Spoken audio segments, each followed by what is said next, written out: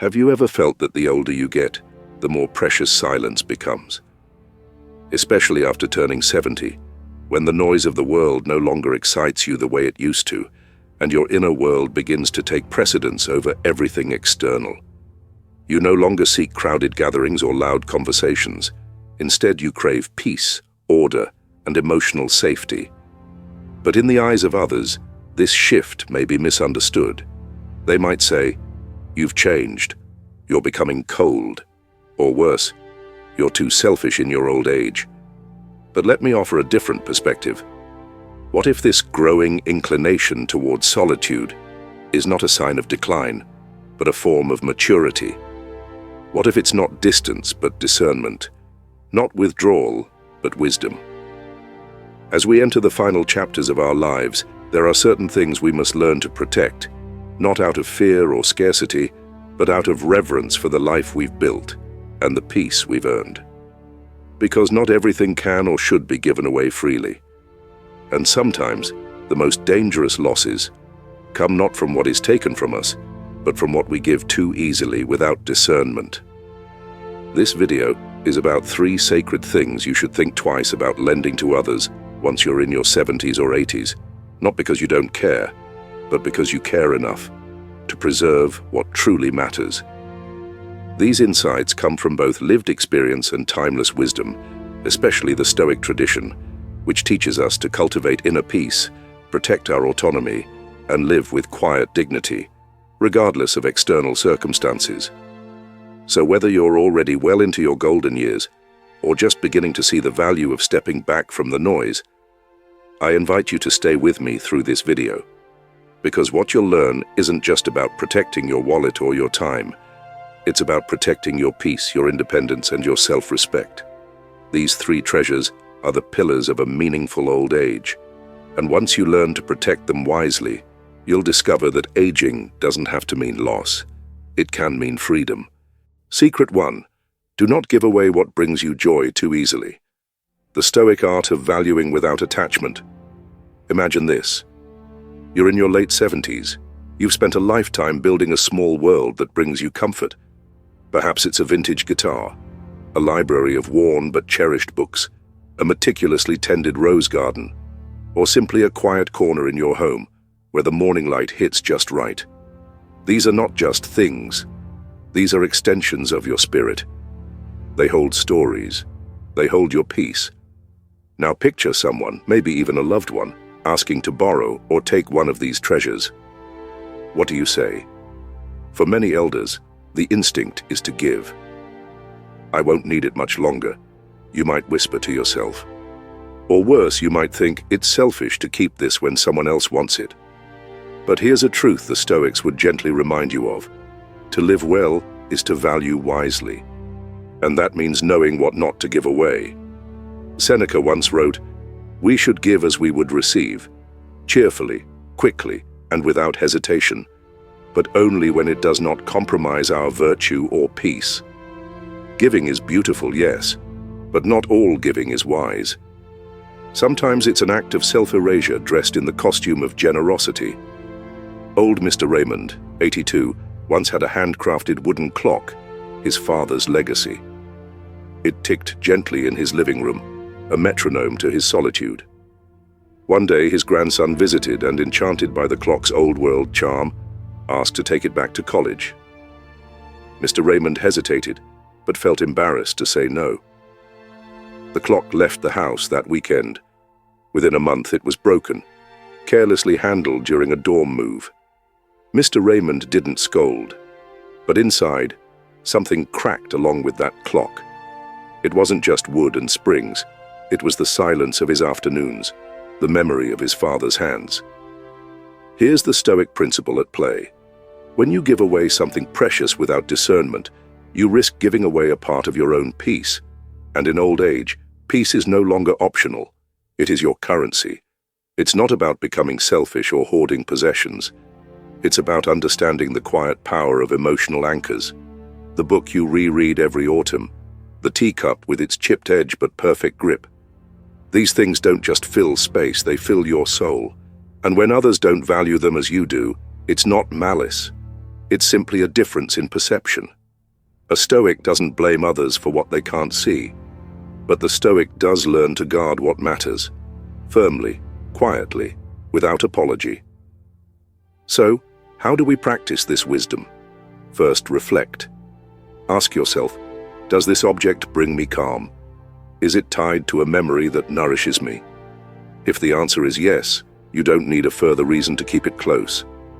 Second, respond with grace. If someone asks for it, you can simply say, "This means a lot to me. I'd love to share the story behind it, but I'd like to hold on to it." You don't owe guilt, you owe clarity. Third, remember that not all treasures are tangible. Your energy, your time, your presence. These are gifts too. Don't give them away where they are not respected. Share them where they are cherished. In our later years, our world gets quieter but also deeper. Each belonging, each ritual, each morning routine becomes sacred. And it is in these small acts of preservation that we reclaim dignity. Marcus Aurelius said, "Very little is needed to make a happy life. It is all within yourself in your way of thinking. So let your thoughts protect your peace. Let your choices reflect your worth." This stage of life isn't about letting go of everything. It's about letting go of what no longer serves you and holding with quiet pride what still does. So no, don't give away what brings you joy too easily. Joy is not a luxury. It is your compass. Secret 2. Guard your gold. Why financial boundaries in old age? Are acts of wisdom, not greed. The quiet power of saying no with dignity.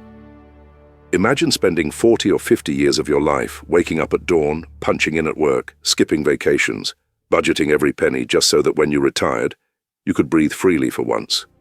No bosses, no debts. Just quiet mornings, warm cups of tea, and the sweet dignity of knowing you earned your peace. And now, imagine that in your 70s your niece calls. "It's just a little help, I promise I'll pay it back." Or your grown son, voice tight and rushed, "Dad, I hate to ask, but could you cover this month's rent? Just this once?" Your heart softens. Of course you want to help. After all, you're not using all that money right now, are you? You tell yourself, it's family, it's love, it's what good people do. But here's a Stoic truth many refuse to say aloud. When you lend your savings without limits, you're not just giving money, you're gambling with your own peace, and often your independence. The Roman philosopher Epictetus warned, "Wealth consists not in having great possessions, but in having few wants." In other words, true security lies not in how much you have, but in how little you need from others. And nothing threatens that self-sufficiency more than letting your financial boundaries erode in the name of kindness. Let's be honest. At 70 or 80, your chances of replacing lost savings are slim. You're not launching a startup. You're not climbing the corporate ladder. You're not interested in crypto. And you shouldn't have to be. Because your savings, no matter how big or small, represent something sacred, your freedom.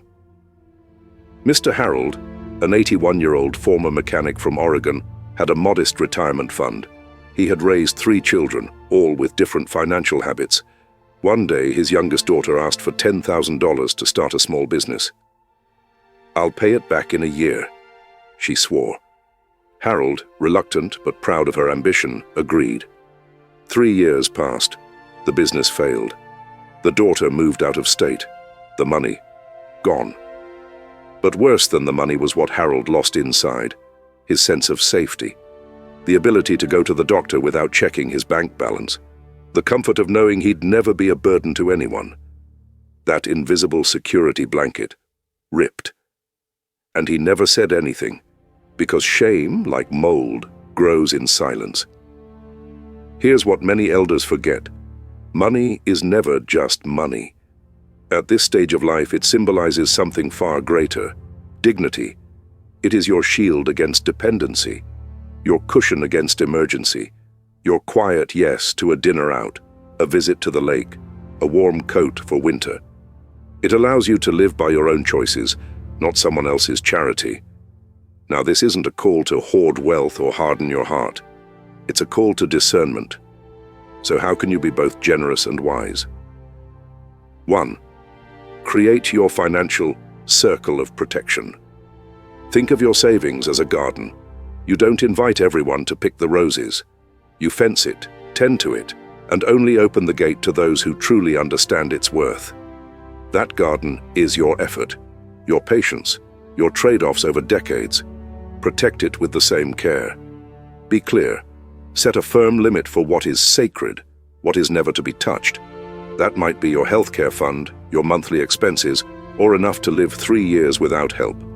2. Lend with eyes wide open, not a heavy heart. If you do decide to help, never say yes out of guilt or fear of disappointing others. Ask yourself, will this gift harm my future stability? Can I truly afford to never see this money again? Will this create tension in the relationship if repayment fails? Remember, a gift given in anxiety often returns in resentment. Instead, set terms, write them down if needed, and say clearly, I'm happy to help this once, but I need to keep my boundaries clear. My peace depends on it. 3. Don't be ashamed of saying no. There's a strange stigma in saying, I need this for myself, especially for older adults who spent decades putting others first. But let this sink in. Saying no now is not selfish, it's strategic. It's the wisdom of someone who knows their worth, their limits, and the cost of silence. When you protect your savings, you protect your relationships too, because nothing strains love faster than money lent in fog and regret. And if someone reacts with anger or disappointment when you decline, that's not your shame to carry, that's their immaturity to face. 4. Talk about money before it becomes a problem. One of the most stoic habits is preparation. Don't wait for a crisis to define your financial boundaries. Have the conversations now, with your children, grandchildren, even your friends. Be clear. I've worked hard to ensure I don't become a burden. I want to keep it that way. I'm happy to support in other ways, but my retirement funds are for my needs first. This doesn't weaken your relationships. It strengthens them. Because boundaries, when explained calmly, foster respect. So, what's the Stoic lesson here? In your golden years, you owe yourself peace, not apologies. Every dollar you protect is one less worry, one more step toward a life of calm, of choices made freely, of nights slept deeply. As Marcus Aurelius wrote, if you seek tranquility, do less. Or rather, do what's essential, and stop letting random thoughts, especially about others' needs, pull you around like a puppet. You've given enough. Now let your savings give something back to you. Freedom. Secret 3. Trust carefully. Because not everyone deserves a key to your peace. In your younger years, you may have been more forgiving, more willing to give people the benefit of the doubt. A friend who disappeared in hard times, a relative who borrowed but never returned, a partner who chipped away at your boundaries without ever quite crossing the line. You tolerated more than you should have. But something changes with age.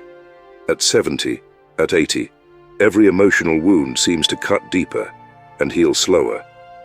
There's a quiet truth that many older adults learn, often the hard way. Trust is not just a virtue, it's a vulnerability. And if you're not careful, that vulnerability can be turned against you.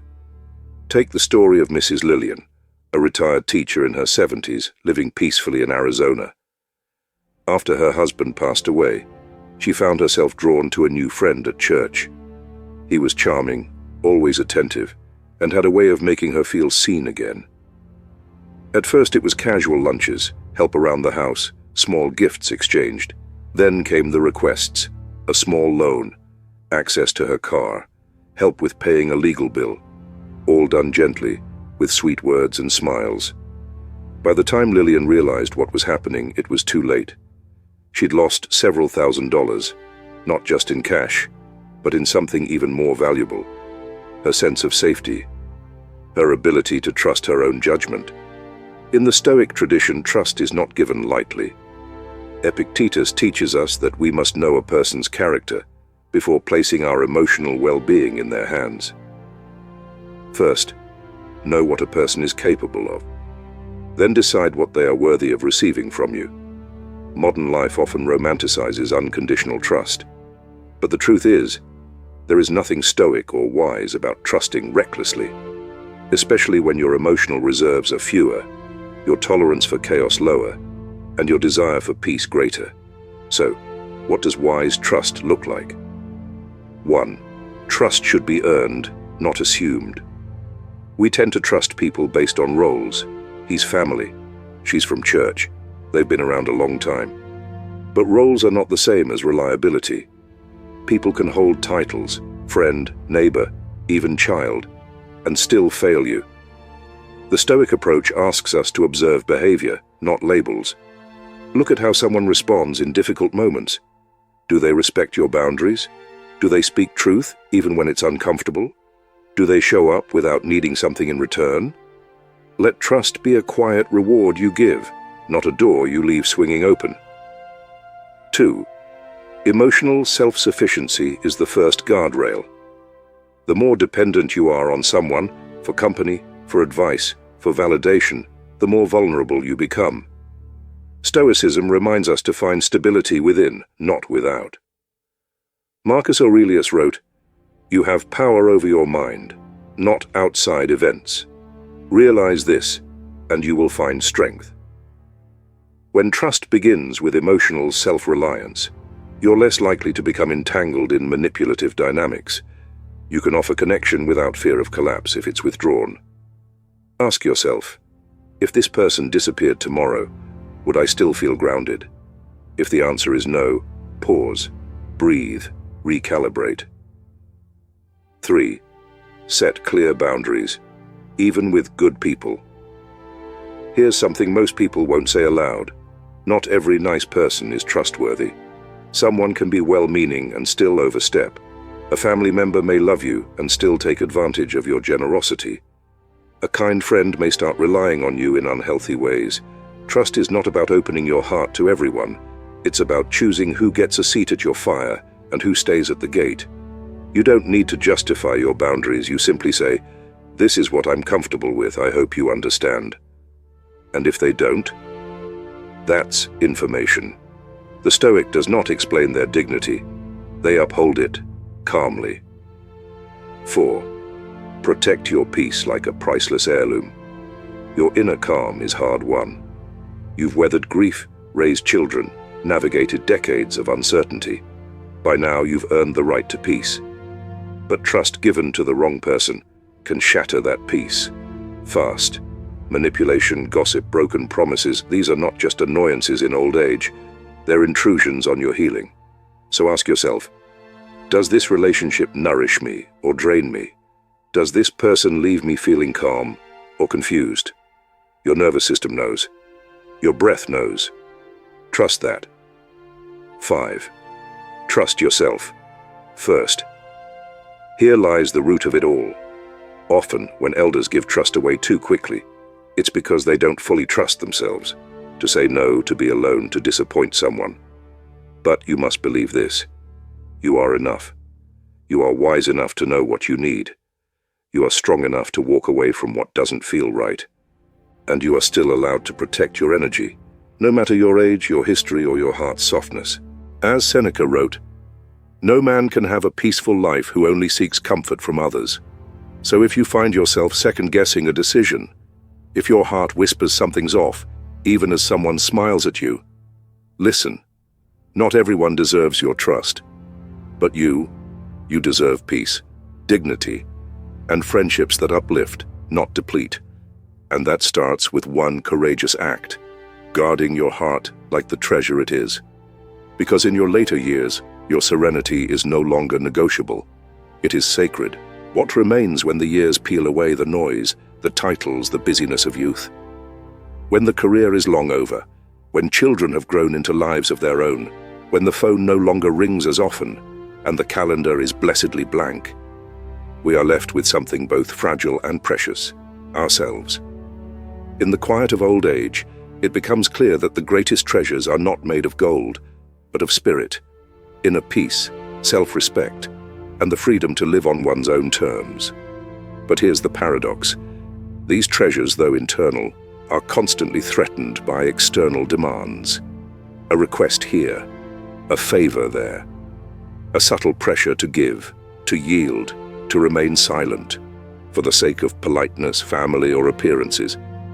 Yet every time we say yes when we mean no, every time we tolerate disrespect or give away our resources against our better judgment, we lose a little piece of ourselves. And so we must learn, perhaps later than we should have, the Stoic art of boundary. This is not selfishness, it is wisdom.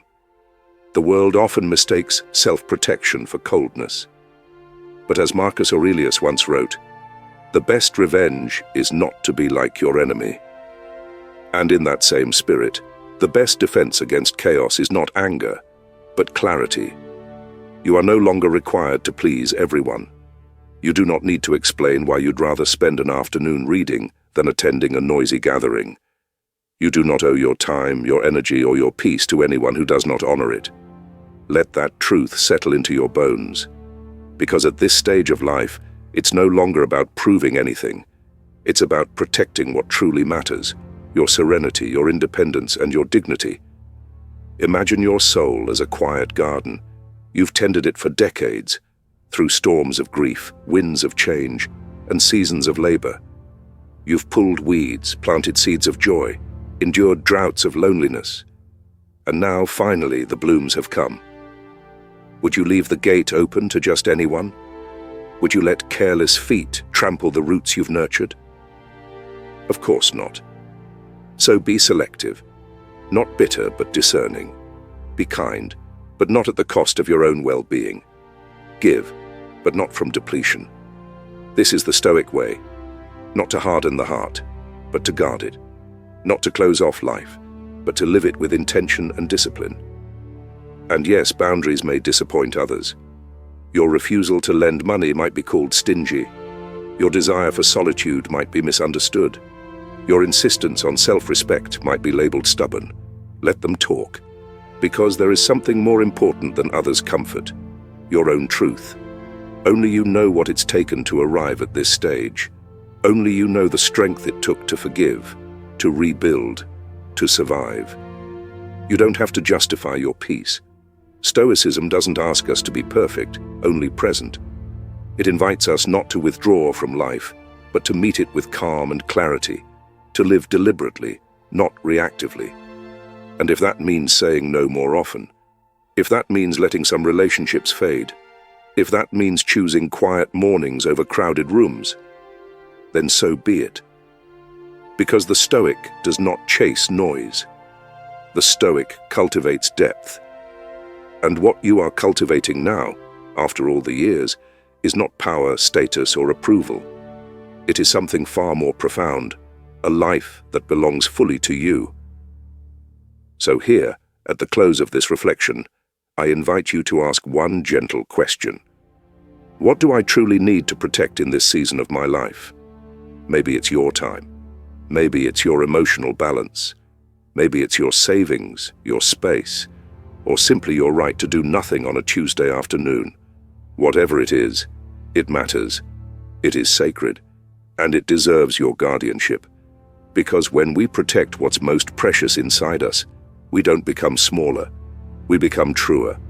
And in the end, that's what the Stoic life is really about. Not controlling the world, but returning again and again to the quiet, steady dignity of the self. That is how we thrive in our final years, not by holding on to everything, but by letting go of what no longer serves us, and holding close, fiercely, lovingly to what does. If this message resonated with you, take a moment today to reflect on what truly brings peace to your heart, not what others expect from you, not what the world demands, but what nourishes your soul, quietly, honestly, and deeply. If you've found strength in setting boundaries, clarity in solitude, or dignity in saying no, share your story in the comments. You might be the voice of calm someone else needs to hear. And if you're still learning to protect your peace, that's okay. We're all walking this path together. Like, share, and subscribe. If you believe aging can be beautiful when lived with intention, Because true strength isn't loud, it is rooted, and it grows even in silence.